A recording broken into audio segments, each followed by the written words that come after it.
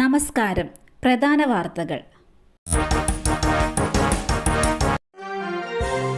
വ്രതശുദ്ധിയുടെ പുണ്യവുമായി ഇന്ന് ചെറിയ പെരുന്നാൾ.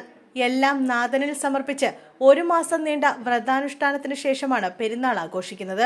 ഈദ്ഗാഹുകളിലും പള്ളികളിലും പെരുന്നാൾ നമസ്കാരം നടക്കും. ശവ്വാലമ്പിളി മാനത്ത് തെളിഞ്ഞതോടെ ചെറിയ പെരുന്നാളിന്റെ ഒരുക്കങ്ങൾ തുടങ്ങി. ഒരു മാസത്തെ വ്രതാനുഷ്ഠാനം സ്നേഹവും സാഹോദര്യവും സഹനവും പങ്കിട്ട് പെരുന്നാളിലേക്ക് ഫിത്തർ സക്കാത്ത് നൽകി വിശ്വാസികൾ ഈദ്ഗാഹുകളിലെത്തും. നമസ്കാരത്തിന് പണ്ഡിതന്മാരും ഇമാമുമാരും നേതൃത്വം നൽകും. ശേഷം പെരുന്നാൾ പ്രഭാഷണം നടക്കും. വിവിധ സംഘടനകൾ ലഹരിവിരുദ്ധ സന്ദേശങ്ങൾ നൽകാൻ ആഹ്വാനം ചെയ്തിട്ടുണ്ട്. പലസ്തീൻ ഉൾപ്പെടെ ദുരിതമനുഭവിക്കുന്നവരോടുള്ള ഐക്യദാർഢ്യവും പ്രാർത്ഥനയും ഈദ്ഗാഹുകളിലും പള്ളികളിലും ഉണ്ടാകും. ആശാ വർക്കേഴ്സ് ഇന്ന് സമരപ്പന്തലിന് മുന്നിൽ മുടിമുറിച്ച് പ്രതിഷേധിക്കും. ആശാ വർക്കേഴ്സ് സെക്രട്ടേറിയറ്റിന് മുന്നിൽ നടത്തുന്ന അനിശ്ചിതകാല സമരം 50 ദിവസം പിന്നിടുന്നു.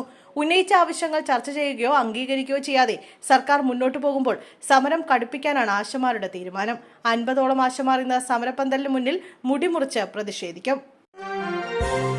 വർക്കലയിൽ ജനക്കൂട്ടത്തിനിടയിലേക്ക് വാഹനം ഇടിച്ചുകയറി. അമ്മയും മകളും മരിച്ചു. 2 പേർക്ക് പരിക്കേറ്റു.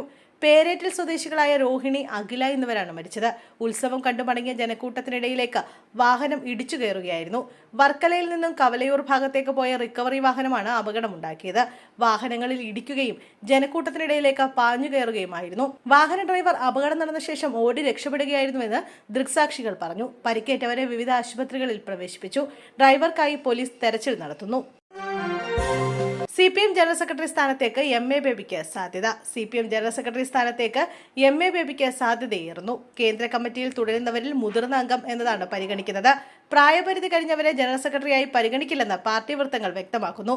അതേസമയം അശോക് ദാവ്ലെയുടെ പേര് ചർച്ചയാക്കുകയാണ് വടക്കേ ഇന്ത്യൻ ഘടകങ്ങൾ. എന്നാൽ കേരള ഘടകം അശോക് ദാവ്ലെ പിന്തുണയ്ക്കില്ലെന്ന് വ്യക്തമാക്കിയിട്ടുണ്ട്. ഇന്നും ഇടിമിന്നലോട് കൂടിയ മഴ. കേരളത്തിൽ ഇന്നും ഇടിമിന്നലോട് കൂടിയ മഴയെന്ന് കേന്ദ്ര കാലാവസ്ഥാ വകുപ്പിന്റെ മുന്നറിയിപ്പ്. നാളെയും ഇടിമിന്നലോട് കൂടിയ മഴയെത്തുമെന്നാണ് കാലാവസ്ഥാ കേന്ദ്രം നൽകുന്ന മുന്നറിയിപ്പ്. മണിക്കൂറിൽ 30 മുതൽ 40 കിലോമീറ്റർ വരെ വേഗതയിൽ ശക്തമായ കാറ്റ് വീശാൻ സാധ്യതയുണ്ടെന്നും മുന്നറിയിപ്പുണ്ട്. അതേസമയം വേനൽ മഴ ലഭിച്ചാലും സംസ്ഥാനത്തെ താപനില കുറയില്ല എന്നാണ് കാലാവസ്ഥാ വകുപ്പ് വ്യക്തമാക്കുന്നത്.